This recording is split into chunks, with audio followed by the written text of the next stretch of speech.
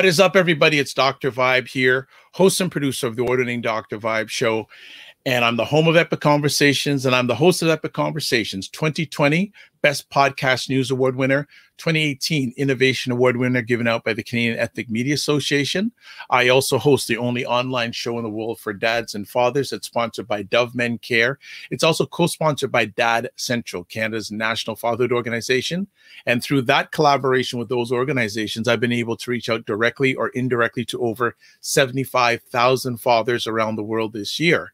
I also am the board chair for an organization called the Global Food and Drink Initiative that amplifies Blacks in the diaspora that are doing their thing and doing great things in food, drink, and travel. As always, I'd like to say you're blessed, highly favored, a magnet for miracles, and a solution for someone's problem. For those of you who know a little bit or even know a lot about what I do online, I'm very passionate about dads, fathers, and men.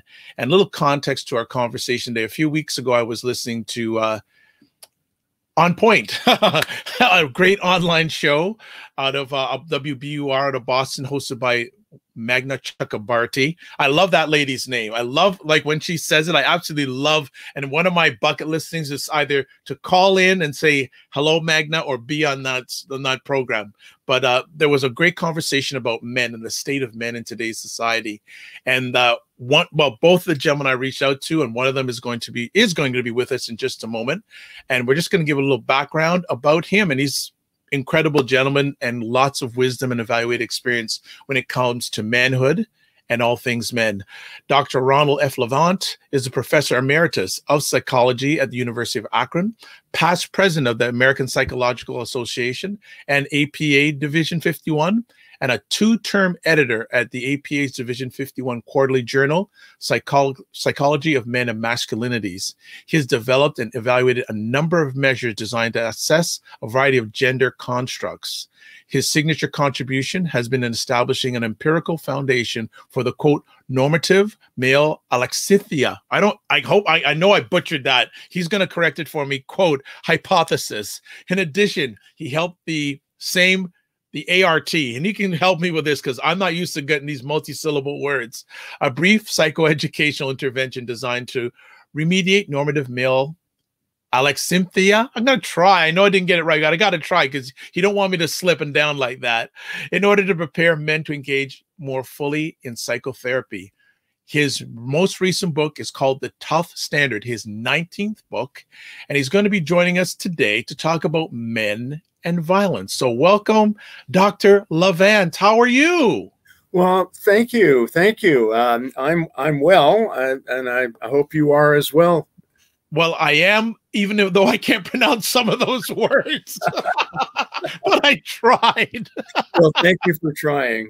Well, there you go. There you go. Well, first of all, thank you for taking time out of your positive, productive schedule to be with us today. And as many people, I'm very passionate about men and fatherhood. And when I heard you on that program, I said, got to reach out because your wealth of evaluated experience is going to be beneficial not only to my audience, whatever gender they are and wherever stage you are in life, that I needed to have you on today. So thanks again. Looking forward to a rich conversation. Thank you. Good. Fantastic.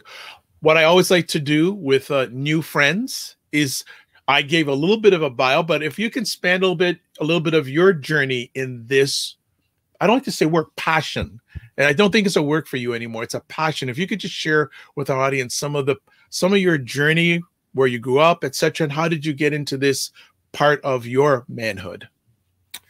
Sure, Dr. Vibe. Well, you know, in psychology, we say all research is me search, meaning that basically psychologists tend to study what's meaningful to them. And my graduate studies, during the time I was going to graduate school at Harvard, I was performing the role of a semi-custodial father of a pre-teenage daughter. My wife and I had divorced. My wife and my daughter lived in New York. I lived in the Boston area. And I would visit my daughter on the weekends, and during the summer, because my first wife liked to travel, my daughter would live with me. And I was pretty much a flop as a father.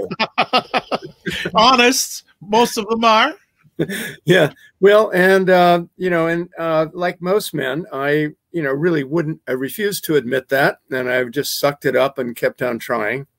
And then I saw this movie. This is going way back, Kramer versus Kramer. It's a movie with Dustin Hoffman, Meryl Streep, playing a divorcing couple. And the parallel to my own life was kind of bizarre because Meryl Streep was going to travel. In this case, she was going to go to California to quote unquote find herself. That was the thing back in the 70s. And the character, Mr. Kramer, played by Dustin Hoffman, was you know, basically a full-time caregiver for his 8-year-old son. And, you know, as I saw him making a big as mess of things as I felt I was doing, you know, in my family, it suddenly dawned on me that maybe I'm not the only guy who, you know, doesn't really know how to do fathering. And maybe it's more men of my generation, because Hoffman and I were approximately the same age, same generation, baby boomer type men, that maybe men of my generation really weren't prepared for this kind of role. And life has changed, gender roles have changed, women are now in the workplace, and suddenly we're expected to perform roles that we really were not prepared for. So, you know, that kind of got me started. You know, I was teaching at Boston University and I did a literature review. You know, that's kind of what we do. Is I looked at, are there any studies on parent education, and do they include dads? And I found out no. All the reviews of literature on parent education programs didn't even mention whether the parent groups included fathers. So I concluded that, you know, parent education was synonymous with mother education, that fathers' roles were changing. This was at a time when you're starting to see fathers more visibly involved in care. I lived in the Boston area. You could see dads with infants in snuggly packs or pushing strollers around Harvard Square. And it was like, okay, things are changing. So with one of my graduate students, Greg Doyle, we kind of developed a program of parent education for fathers. And I was given an amazing opportunity to have release time and get access to grant money to create a project for the community. So I created the Boston University Fatherhood Project, which provided parent education for dads. And it ran for 5 years. We always filled our classes. There was a demand for this. And we would have, the class consisted of about 8, 10, 12 guys who would meet once a week in the evening. And we had a room with more video equipment. Video was very cool in the 80s. We had more, and I had a grant, so I had more video equipment than any sane person would want. And it was also kind of street cred with the guys. They would come in, they'd see the equipment and say, oh, these guys have got it going on. Gadgets, gadgets, gadgets. So basically what we would do is we would, men would kind of talk about some of their problematic encounters with their kids. And we would role play it, you know, with and tape it. So somebody would play the dad, somebody might play the kids, somebody might play the wife, what have you. And whatever the circumstance, we would role play it. They would play back the, you know, the video, and we'd study it and try to break it down and figure out how can you handle that better. And, you know, it worked pretty well. We did, Greg did his dissertation on that, and then subsequently got it published as a journal article. But that got me started. Now, you mentioned this term, alexithymia. Thank you. You do it so well. It's basically composed of a series of Greco-Roman roots that literally means without words for emotions. Okay. Got it. Got it. Got it. I started to see evidence of this in the men that I work with. Let me recount an interaction I had with one of the dads. Sure. Came into the class, and he was, you know, kind of non-verbally kind of showing signs that he was out of sorts, not really happy. So I asked him, I said, what's the matter? And he said, my son stood me up for the father-son hockey game, and he'd been looking forward to it. And I said, well, I can see how that would be disappointing. I don't think I said that. I think yeah, I understand. I think I asked him, how did that make you feel? And he looked at me and he said, he shouldn't have done it. And I said, okay, but how did you feel? And at this point, I really didn't know anything about alexithymia, and I'll say more about that. Sure. But I realized afterwards, later on, that asking many men how they feel is a non-starter. Because many men can't tell you how they feel, or they don't want to tell you how they feel. Right. But in this case, so we role-played the situation. He played himself. I had another father play his ex-wife as she delivered the news that his son had gone to a bar mitzvah and forgotten about the game. And we videotaped it and played it back. So I'm sitting with him. I'm saying, look at yourself in the monitor. His face falls into a frown when he gets the news. His shoulders slump. I said, watch yourself. How did you feel? This is the guy. His name was Don. I don't know. He's rubbing his chin. I guess I must have felt disappointed. Right. Myself, I guess I must have felt disappointed with this. I guess. Wow. I thought to myself, how might a mother feel in an analogous situation, like her daughter standing her up for a shopping date? Yeah. Well, I thought to myself, she might say, well, I was surprised because it's not like her to act that way. Then I was hurt that she acted with so little regard for my feelings. Then I was worried that maybe she was upset with me, and this is her way of showing it. And then I was disappointed and annoyed that I built my whole day around this, and now it was ruined. I guess I was disappointed on the one hand, surprised, hurt, worried, disappointed, annoyed on the other hand. I said, what's going on here? Why do mothers and fathers, have such different ways of explaining their experience? Mm-hmm. Now, when I did my doctoral work at Harvard, I focused on child clinical psychology. I wanted to work with teenagers. And so I knew more than most of my classmates about developmental psychology, which is a branch of psychology. And I knew there was a subfield in developmental psychology called emotion socialization. So I decided to go back and review the literature there. And what I found was amazing. And it really helped me understand why so many men were like my Don in this class. So the research, in short, shows that male neonates are more emotionally expressive than female neonates in about 18 studies. But neonates don't do very much. These are children hours after birth. They cry and they sleep. But that male greater emotional expressivity continues up through about 1 year of age.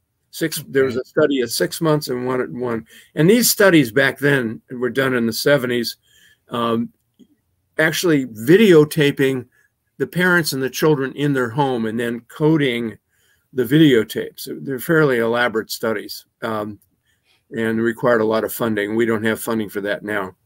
At 2 years of age, girls started to show greater verbal expressivity of emotions. And between 4 and 6, boys appeared to lose their facial expressivity. They became little stone faces. So what's happening to boys between 4 and 6? Well, they're in preschool and school. They're subject to the gender police. The other boys are reinforcing the norm. There is a norm, a masculinity norm, to restrict the expression of emotions. That's one of the masculinity norms. And so they were learning to do that. So based on that, and back up for a second and talk a little bit about masculinity norms. Some people some of your viewers may think that masculinity is synonymous with being male. And it is not, because there are many ways to be a male, and not all males are masculine, or to the same degree. Masculinity is a variable that can be measured. We measure it in various ways. And the way we think of it is a set of norms for thoughts, feelings, and behaviors of boys and men. That is, the beliefs about how boys and men should think, feel, and behave. And there are various ways to measure this. I have one scale called the Male Role Norms Inventory that specifies 7 masculine norms, one of which is to restrict the expression of vulnerable and caring emotions. Vulnerable emotions, those are emotions that make you feel vulnerable, like fear and sadness, and caring and connection emotions like fondness or missing somebody, because the most honored way to be a man is to never need anyone or anything, really. Yeah. And that boys who are socialized to conform to these norms, naturally enough, grow up to be men who have a difficult, who have difficulty in telling you what they're feeling, in reading their insides. They have difficulty identifying and describing their emotions. So that was my normative male alexithymia hypothesis. Okay. We talk funny in academia. It's all good. It's all good. I'm going to transition to the most recent book, The Tough Standard. Yeah. The Hard Truths About Masculinity and Violence. Why this book at this time?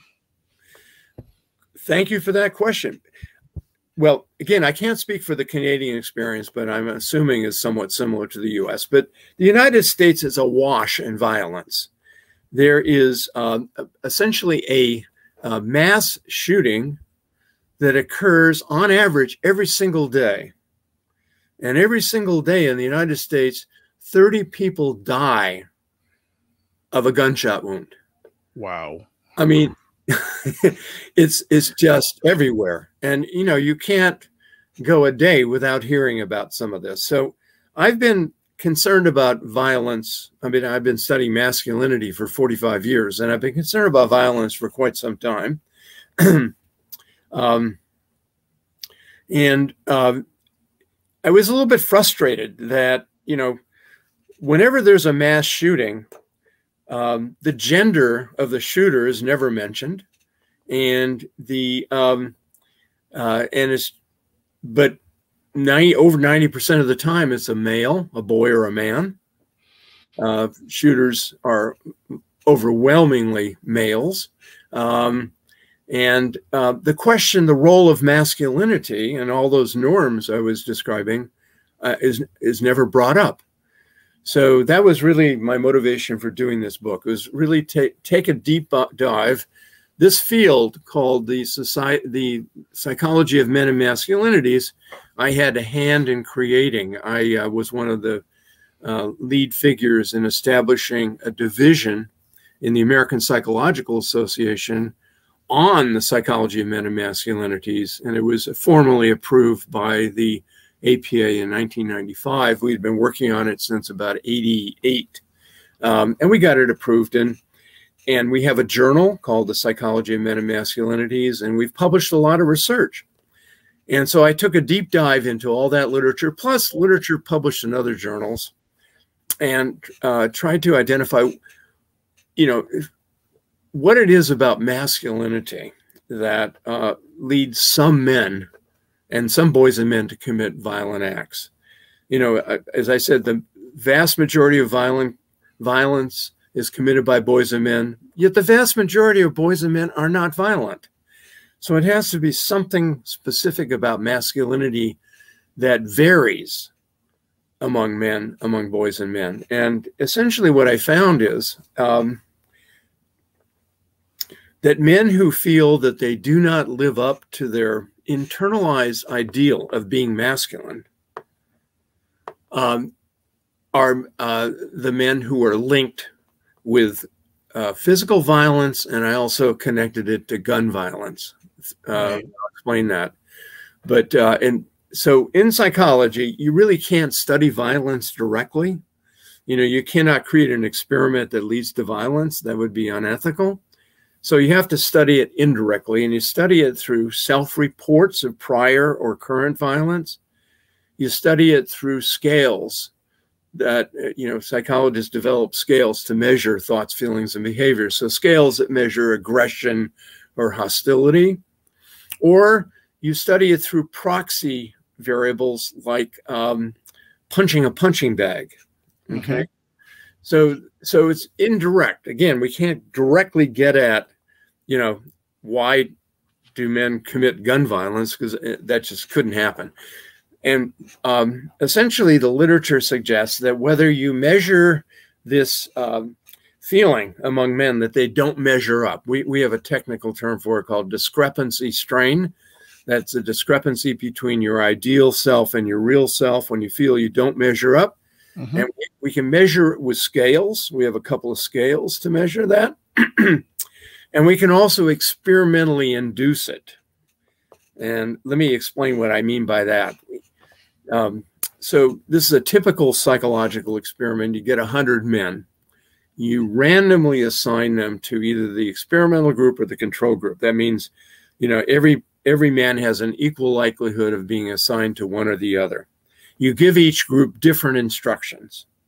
You tell the experimental group to braid the hair on a mannequin doll, you know, those little dolls that they use to display clothes, and put pink ribbons in the hair. This is a feminizing or emasculating task. And then the control group is given masculine tasks like braiding rope to strengthen it. After the tasks are done, you give the men in both groups the choice of sitting quietly in a room or punching a punching bag.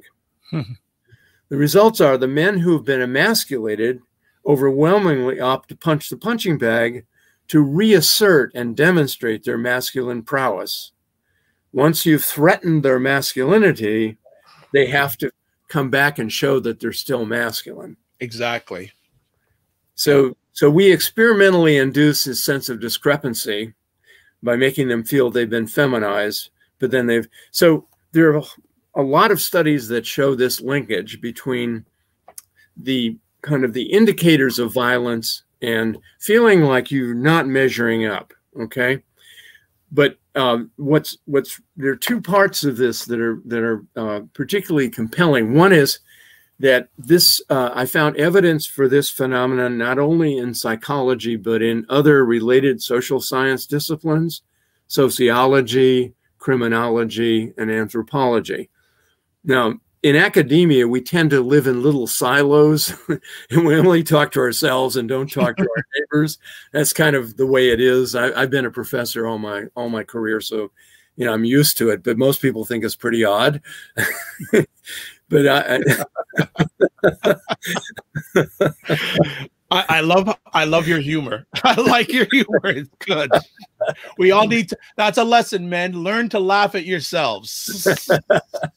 So, but in this case, I went outside my comfort zone and looked at the literature in these related disciplines, and I found evidence for the same phenomenon. But it gets better than that. I wanted to connect it to actual violence, but I knew I couldn't do a study that would do that. But I wanted to look at anecdotal accounts of gun violence to see if I could find evidence that discrepancy strain was at work in there. So 3 things. One, there's a database of school shooters put together by a psychologist named Peter Langman. Yep.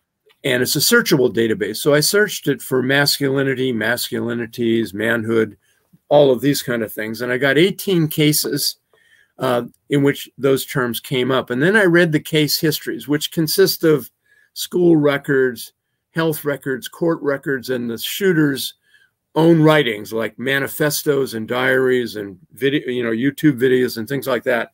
So I read the records on these 18 people, and lo and behold, every single one of them showed evidence of discrepancy strain, of feeling they didn't measure up. So, okay, so now I've linked it to actual shootings, mass murders. The next arena was in looking into murder-suicides. These are phenomena where somebody kills a bunch of people and then kills himself. And obviously that overlaps with school shooters, if you think about Columbine, for example. But it also, so it's in school shooters, but it's also in two other places. It's in domestic disputes, where a man kills his family and then kills himself. And it's also in workplace disputes, where a man kills his coworkers and then kills himself. And in looking again for this, I found a study that had been based on news accounts or any information that was available on school shooters, murder-suicides, all three of these things. And once again, I found evidence that where it was available, that the men who perpetrated these acts felt inadequate as men. So, I think it comes down to that the kind of boy or man who is likely to go off and shoot someone is a boy or man who kind of feels very bad that he doesn't quite measure up to what he thinks he should be in terms of being a boy or a man. And,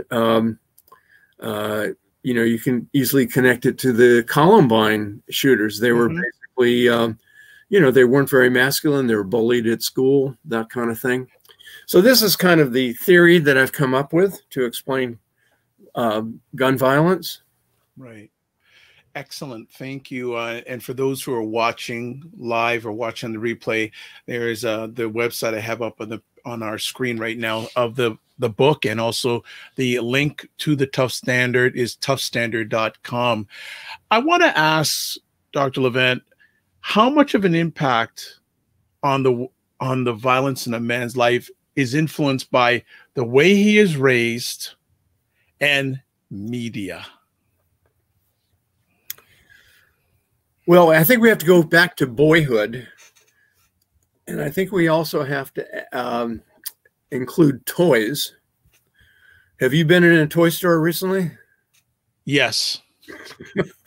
Have you ever seen a more gender segregated environment? No. The more stereotyped environment where Nope.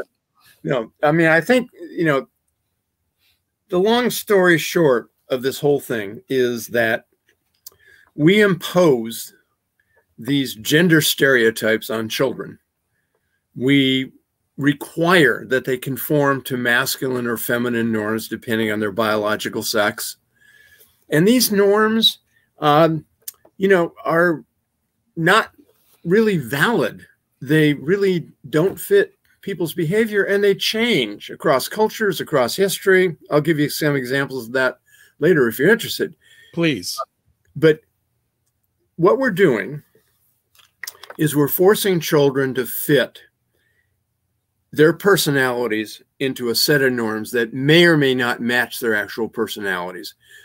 Take any trait that's measured by the masculine norms. Let's take aggressiveness. If you measure 100 children, there is a bus aggression scale. You will find a distribution of scores that looks like this. You go from high to low, and most of them in the middle. If you have a boy who's on the low end, he's not very aggressive. He's kind of sweet. He likes to care for his baby sister. And you force him to be aggressive and tough. Think of the harm you're doing to his personality. And I could take that for any masculine trait or any feminine trait for that matter. So the media, the toys industry, parents, coaches, teachers, kind of all participate in shaping children's ideas that they have to conform to gender norms. And to me, that's the problem. We have to kind of let children be who they are. In Western civilization, we have this, we're kind of thought of as an individualistic society as compared to, countries in the East, which are more collectivistic.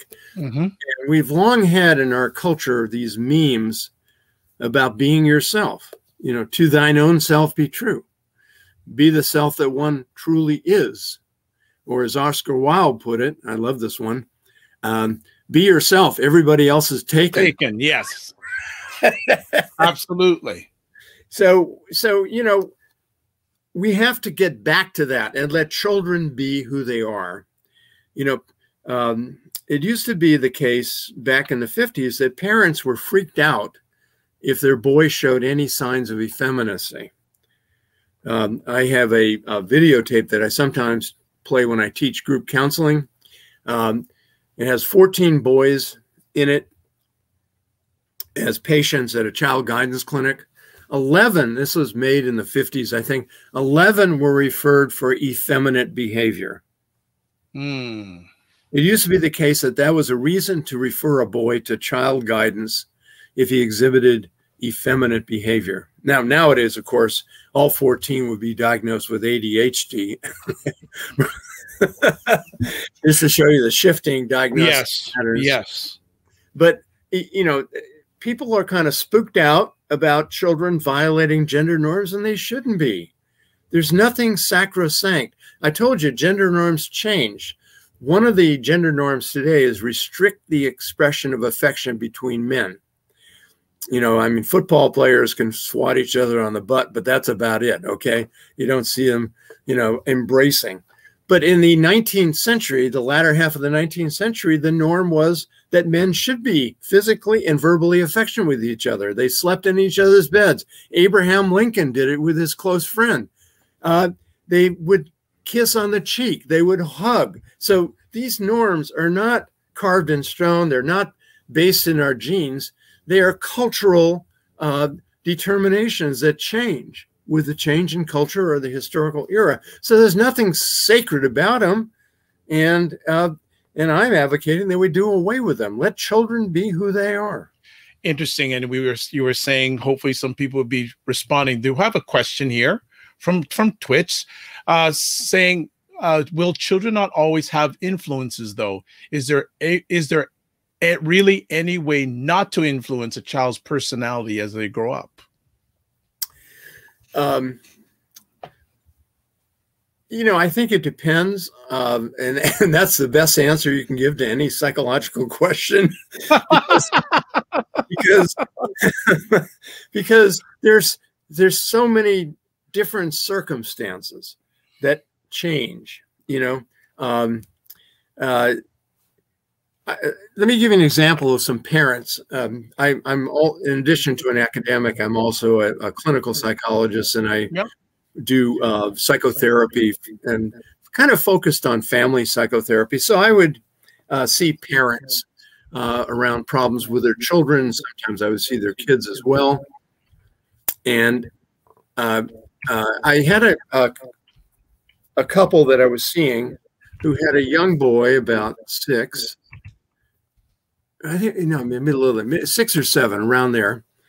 And they were saying, well, we want to raise our son, you know, to kind of be who he is and not force these gender norms on them. And they kind of knew who I was because I publish and I go on shows like yours. So people kind of knew where I was coming from.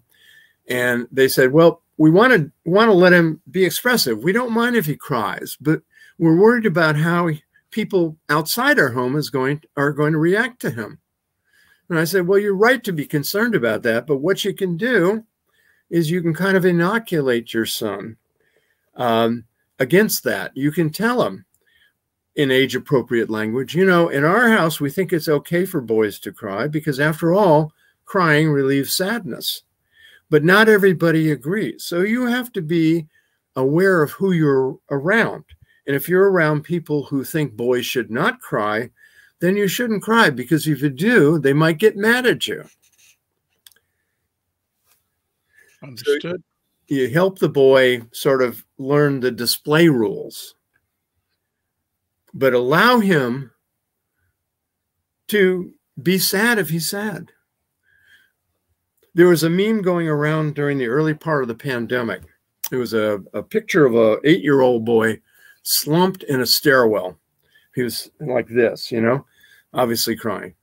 And the caption was, if somebody had shown this boy empathy and compassion, rather than making him feel ashamed of himself for crying, there'll be one less angry man in the world 10 years from now. Interesting. Yeah. Yeah.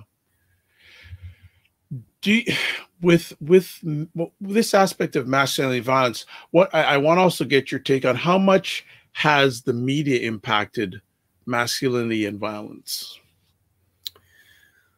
It's a controversial topic. There are studies that on both sides of the question that show results on both sides of the question. It's hard not to think that, the media in the United States is just soaked with violence.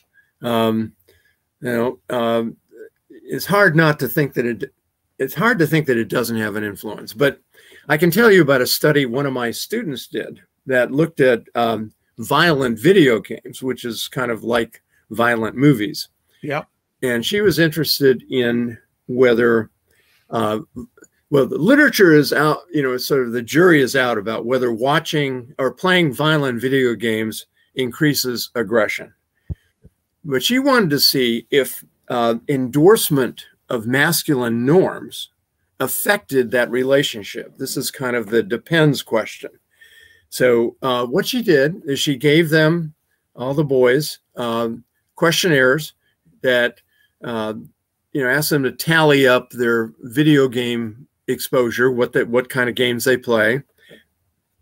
They took a questionnaire on aggression, and then they took my male role norms inventory that measures the extent to which they believe that boys and men should conform to these harsh traditional masculine norms. And what she found is that the boys who strongly endorsed masculine norms had a strong positive linear relationship between exposure and aggression. Mm-hmm. That is, more exposure. For every unit increase in exposure to violent video games, there is a unit increase in aggression. The boys who had low endorsement of masculine norms, there was no relationship between exposure to video games and aggression. So this is like one of those, it depends. That is, boys who believe that they have to be masculine and tough and unemotional and self-reliant and all of these things. Well, those boys will be more affected, right, by playing a violent video game. It'll make them more aggressive. Whereas a boy who's kind of more gender neutral and says, I freely express my emotions and I'm okay not being tough and all that stuff, he won't have that relationship. Makes sense. Makes sense. Was there anything challenging about you writing the book? Or was there anything challenging about writing the book? Because obviously you've been involved in this journey for a long time. Did anything was challenging or any aha moments? Well, the most challenging thing about writing the book was publishing it at the onset of the pandemic. Wow. Which kind of killed it.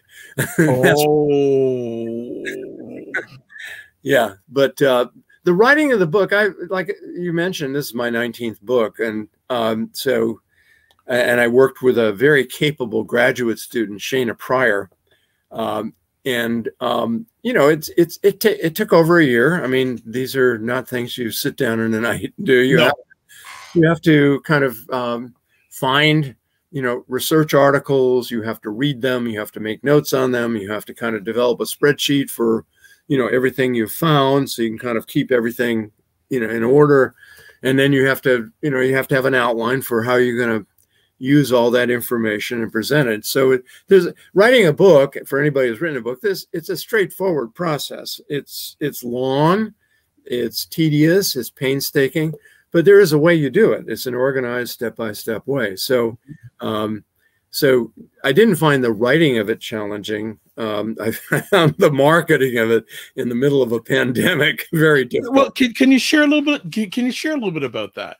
It's very interesting. You're talking about that. If you're comfortable, I'd like to hear some of the challenges you had in marketing it. Well, I went the extra mile, and it was published by Oxford University Press, which is not only a very highly ranked university press, but it's a very large publishing house, so much so that it's as large as some B-level commercial publishers, and it has a footprint all over the world. And they marketed it as academic trade, meaning that they gave it a little bit more public relations. And me, not knowing the pandemic is around the corner, actually ponied up for additional support. I hired a person to create the website that you showed, the toughstandard.com, and I hired a publicist, you know, and we managed to get, I got a piece in Salon. I got interviewed by the Pittsburgh Post-Gazette. Sure. You know, we got some placements here and there.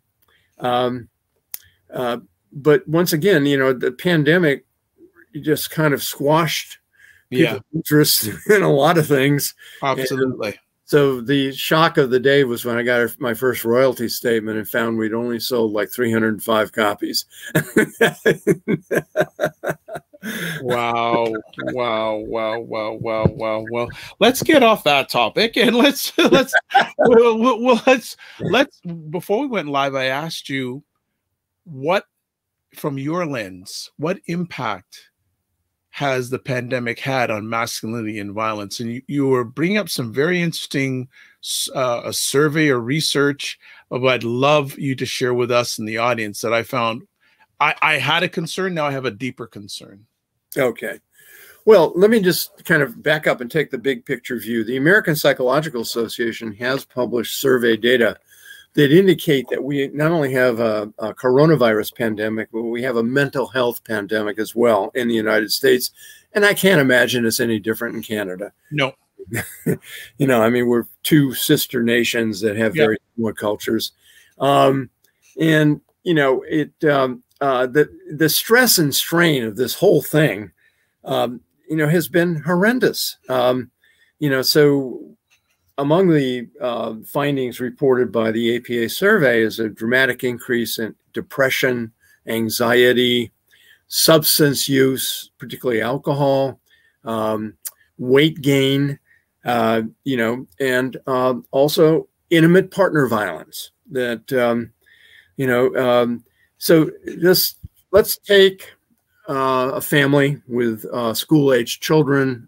Let's say it's a two-parent husband-wife family, not a lesbian family or a gay family, just, and they both work. And think about what they're trying to accomplish. Their children kind of are in virtual classrooms.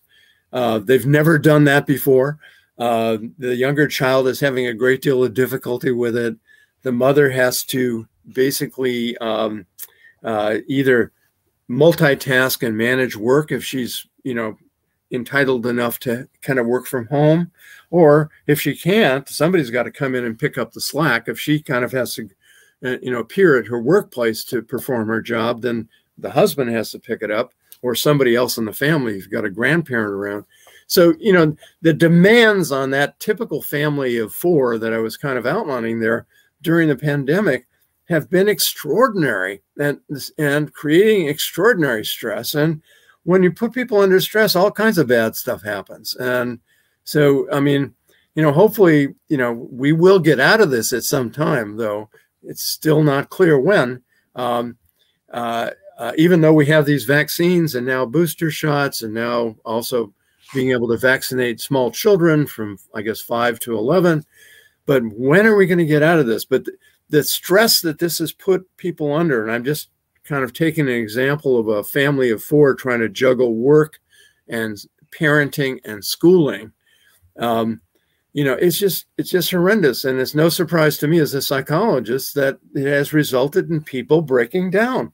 People break down. You put enough stress on people, they break down. It's sad. It's unfortunate.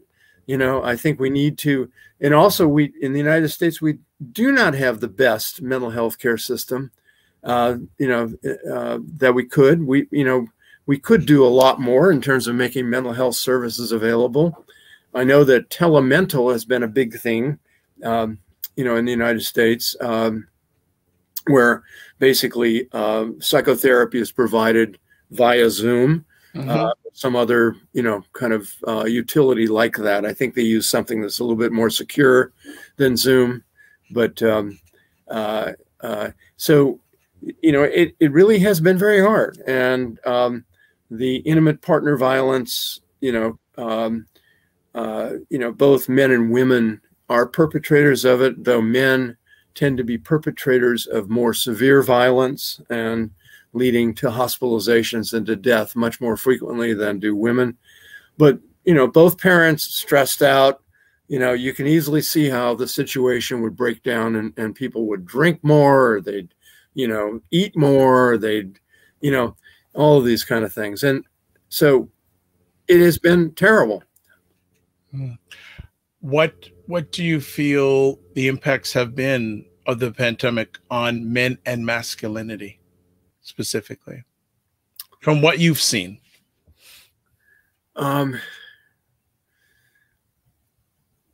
It's different than the 2008 recession. I don't see that the pandemic has basically had any unique effects on men that it hasn't had on women or on children. The 2008 recession, if you may recall, was called the man session because it had a disproportionate effect on men.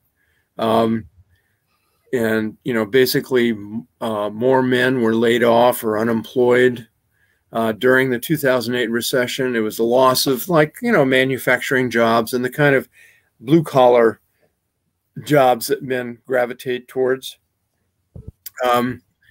But this, the recession that's come with the pandemic, I don't think it's singularly, if there's any industry that's been affected, it's been like the entertainment and the hospitality industry more so than manufacturing. Manufacturing has continued, although it's shrunk from what it was pre-2008. Sure. But manufacturing has continued, but it's the hospitality industry, which could be people of any gender that work in the hospitality industry.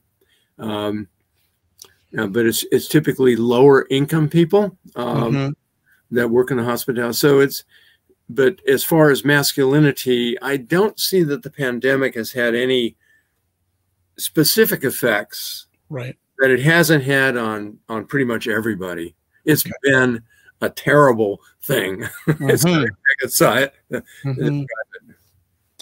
As you're going further in your journey with masculinity and men and violence, what are concerns that you have? After doing this book, what are some of the concerns that you have going forward when it comes to masculinity and violence? And what are some solutions? Well, I think one of my big concerns is the politicization of masculinity in the United States, that during the Trump era.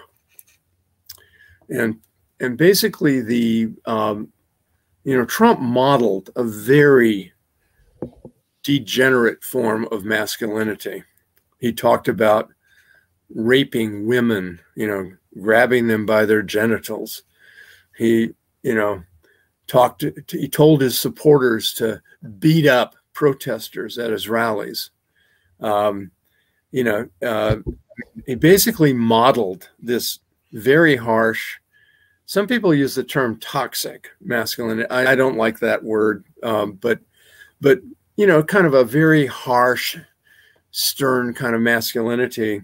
And a lot of his followers, as you can see by looking at the tapes of the January 6th insurrection, were what appeared to be working class men, by their dress and appearance. So, somehow working class men are now kind of linked up with this, in the United States anyway. I don't know if you have to tell me if this is the case in Canada, with this kind of far right refusal to accept the results of a presidential election and willingness to commit violence to get essentially the political results they want. So I worry a great deal about that, and I see masculinity as playing a huge role in that whole thing.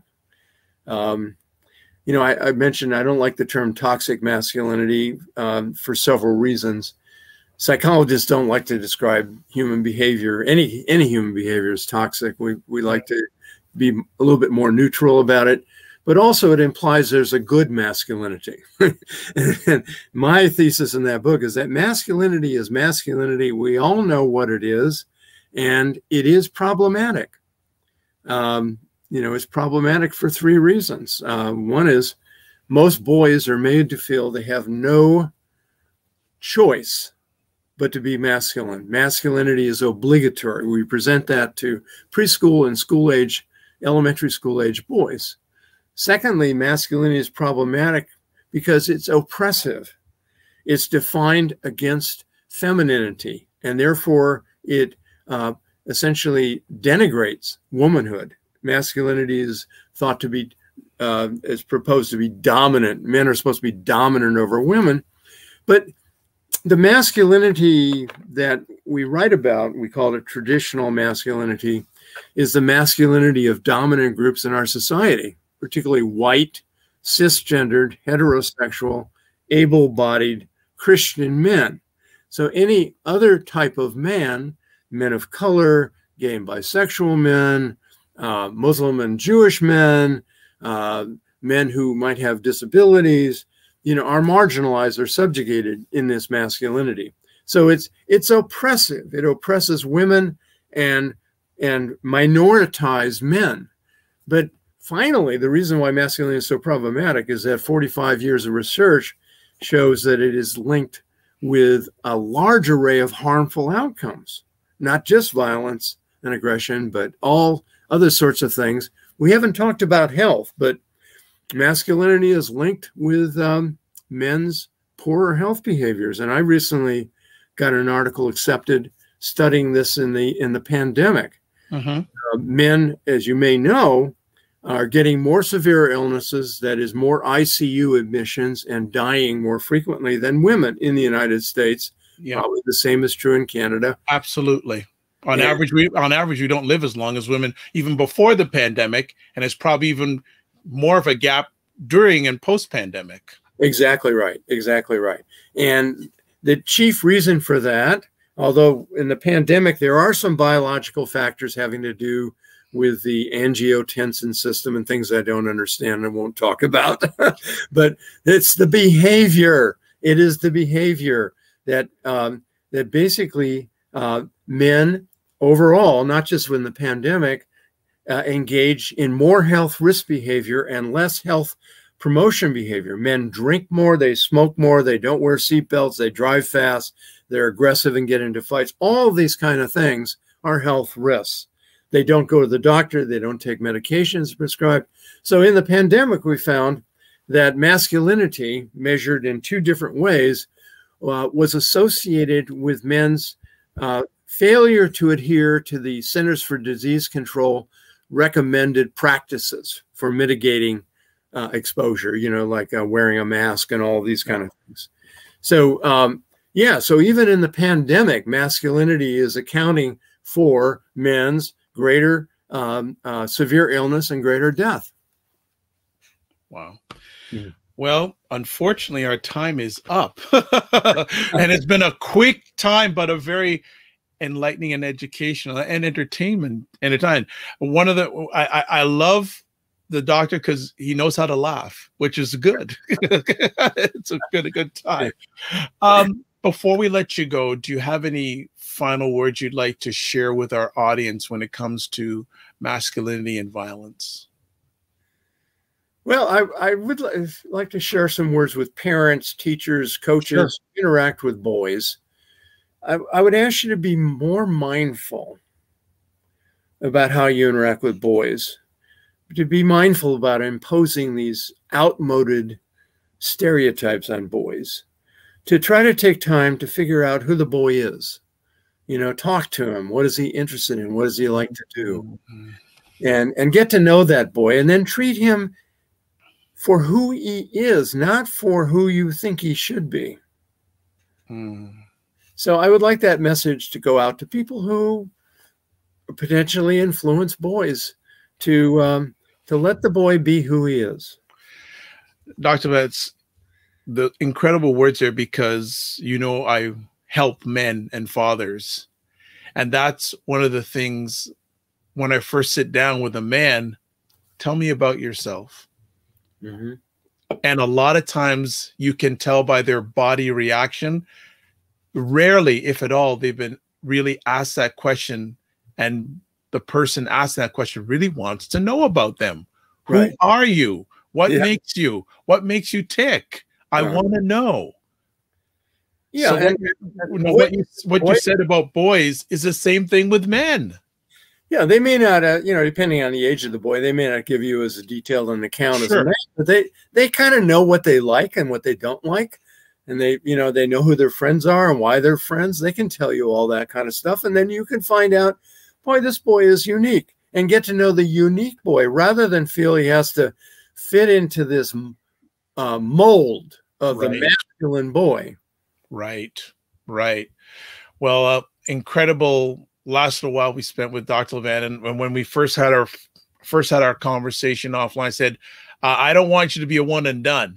And as you can tell, this is why I don't want it to be a one and done, because he has so much rich personal and evaluated experience in regards to helping men. So again, if you're watching this up on the screen, I've given a look at the website, and the website is, again, of the book, thetoughstandard.com. And let's push this more than 300 and whatever sales, please and thank you.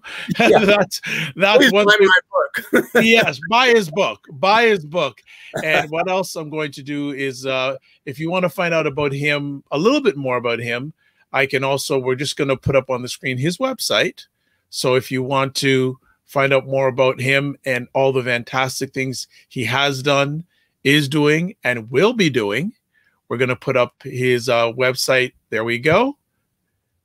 Right there. And it's simply drronaldlevant.com.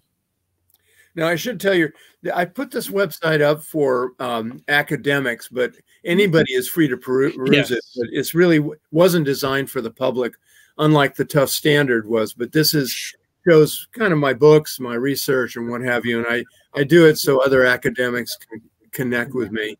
But anybody's welcome to use it, but it may not be in the language that people are used to seeing. Okay. Well, that is fantastic. And thank you for giving me a pass for putting that up. But appreciate everything you have done, you are doing, and you will be doing to help men, masculinity, and families around the world. One of our shared tonight, such a great, insightful information. I will be ordering your book. So there you go. and I know this lady, and she is of her word. So she's going to be ordering the book. She's actually a nurse, so she deals with stuff frontline like this all the time. So thank you so much for taking the time today, and to you and your family and your close friends, remember to give yourselves grace, and look forward to having you back. Thank you, Dr. Vibe. It was a pleasure to be on your show. My pleasure too. All right, folks, that was an incredible conversation, and you know we're going to get him back. We know we're going to get him back. Absolutely, because there's so many different areas of manhood, and masculinity that Dr. Levant can share with us and enlighten us in education, give us so much education. So I am Dr. Vibe. You are watching the award-winning Dr. Vibe Show, the home of Epic Conversations. I'm the host of Epic Conversations. 2020 Best Podcast News Award, 2018 Innovation Award given out by the Canadian Ethnic Media Association. Again, especially relevant in this conversation, I am the host of the only online show in the world that is for dads and fathers, sponsored by Dove Men Care. It's also co-sponsored by Dad Central, Canada's national fatherhood organization. And again, I am the board chair for the Global Food and Drink Initiative, which is a multimedia not-for-profit that amplifies the works of Blacks in food, drink, and travel. As always, I end off with this, and people starting to come in now. You got to watch the replay, but it was good. and as I say, live your life as a dream. If you can dream it, you can make it. Sometimes you have to get small to get stronger. Block assumptions, then aim bigger, aim better, aim higher, aim wider. Love, faith, and respect, and remember to give yourselves grace. And if it's If you're into it, please follow the Dr. Vibe Show on Facebook and on YouTube. You'll get notified when we have more epic conversations like this one. God bless, peace well, keep the faith, and walk good. Remember to give yourself grace.